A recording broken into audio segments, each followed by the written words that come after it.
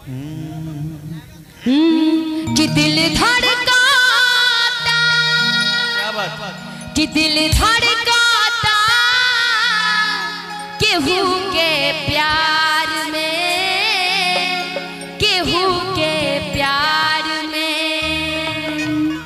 जिन जिन लोग यहाँ पे बैठे हैं ना, जो जो मुस्कुरा रहे हैं, निशा उपाध्याय की आंखें बहुत बड़ी है, यहाँ से ही सब कुछ देख रही हूँ मैं। आप लोग मुस्कुरा रहे हैं। किनको प्यार हुआ थोड़ा हाथ उठाकर बता दीजिए किनको किनको। साउंड वाले भी ऐसे ही मत मरवाइए, थोड़ा सा देखिए ना, ध्यान दीजिए। देखिए इधर ज्यादा प्यार करने वाले घुमा सकते हैं निशा जी, इधर ज्यादा प्यार करने वाले, इधर किन्हीं को प्यार नहीं हो रहा है, क्योंकि सारे लोग शादीशुदा है। मांग भरने की सजा ये लोग पा रहे हैं, मांग भरने की सजा ये लोग पा रहे हैं, और बीवी की मांगे पूरी करते करते प्रोग्राम देख के खा रहे हैं। देख लीजिए। गलत बात है ये। आपकी शादी हो गई है? नहीं ना, अभी शादी होगी तो बर्बादी होगी ना, अभी शादी नहीं हुई, अभी कुंवारे ना। ना कुंवारे रहिएगा तो भी वही बात है, ना हो तो भी दिक्कत, हो तो भी दिक्कत ना। सुन राजा शादी लड्डू मोती चूर का, जो खाए पछताए जो ना खाए वो भी पछताए। ये तो बात है, ये तो जितने भी यहाँ पे हमारे श्रोतागण बैठे जो मुस्कुरा रहे, खासकर बाबा तो बड़ी अच्छी मुस्कुरा रहे हैं।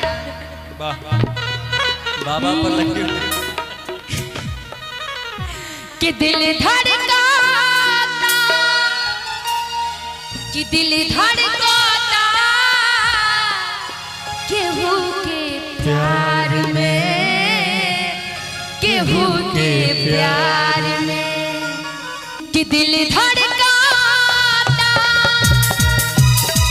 दिल धड़काता केहू के प्यार में, केहू के प्यार में, केहू के प्यार में, केहू के प्यार में।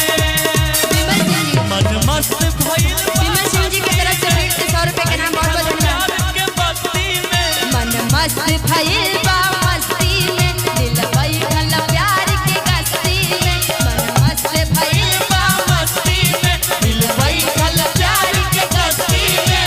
रहेले अखिया तोहरे इंतजार में। हमें पता है विमल सिंह जी को कुछ ज्यादा मोहब्बत है, तो जिन जिन को मोहब्बत है एक बार मेरे साथ में आप लोग भी गाइएगा, ठीक? क्योंकि यहाँ पे कैमरे में रिकॉर्डिंग हो रही है, सबकी आवाजें भी कल को जब YouTube पे चढ़ेगा ना तो पता चलेगा कि किन किन को मोहब्बत हुआ था, किन किन का दिल धड़क रहा था। मिश्रा जी आपका भी धड़कता है ना? हमरा तो 72 बार, हमरा 1 मिनट में 72 बार धड़कता है। आपका कितना बार धड़कता है? मेरा धड़कता ही नहीं है।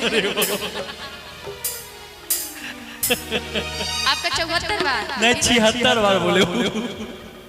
ये पहली बार दिल देख रहे हैं कि दिल है कि पता नहीं क्या है आपका। इनका पानी टंकी का मशीन है।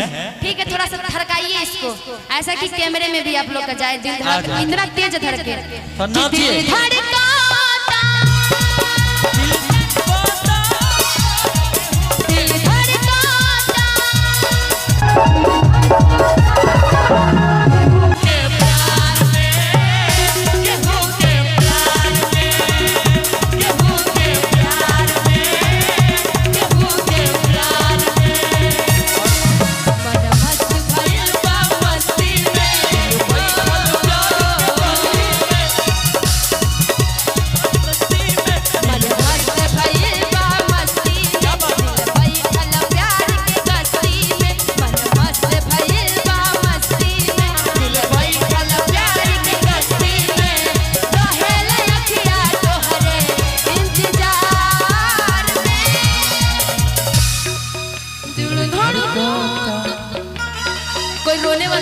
तो ऐसे ही बोलेगा, जैसे कि मान लीजिए मिश्रा जी, मिश्रा जी आपके लिए कि दिल धड़काता, कि दिल धड़काता केकरा प्यार में? शिवेश के प्यार में ना, हमारा प्यार में ना। आज हमनी से पहला मुलाकात है, ऐसे मत पहला मुलाकात। एक मुलाकात जरूरी है सनम, जिंदा रहने के लिए तेरी कसम। देखिए जिंदा रहने के लिए किसकी कसम? जिंदा रहने देखिए के कसम, लिए तेरी कसम। एक मुलाकात जरूरी है सनम, मुलाकात जरूरी है सनम, जिंदा रहने रहने के लिए तेरी कसम, जिंदा रहने के लिए तेरी कसम, एक मुलाकात जरूरी है सनम, एक मुलाकात जरूरी है सनम, एक मुलाकात जरूरी है सनम, जरूरी है सनम, जरूरी है सनम, मुलाकात जरूरी है सनम, एक मुलाकात जरूरी है सनम। क्या बात है, वाह।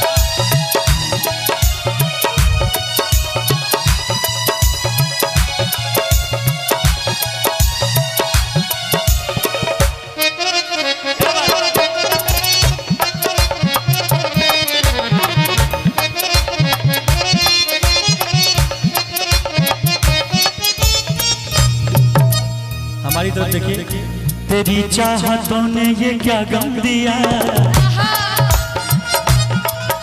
तेरे इश्क ने यूं दीवाना किया, जमाने से मुझको बेगाना किया,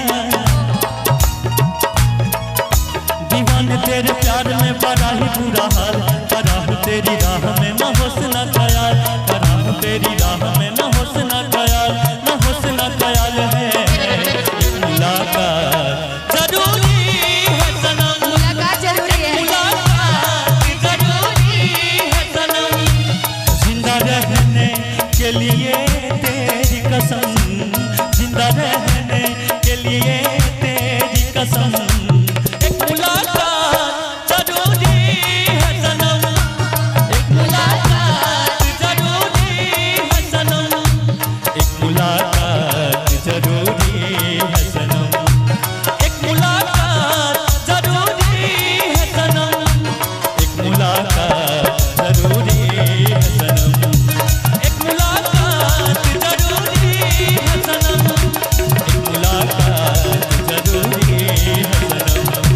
एक मुलाकात जरूरी है सनम। गाए ना, गाए ना आपके लिए। चलिए एक बार तालियां बजा दीजिए, इन्होंने मेरे लिए गाया है कि एक मुलाकात जरूरी है लेकिन सनम। इन लोगों के लिए भी गाया है।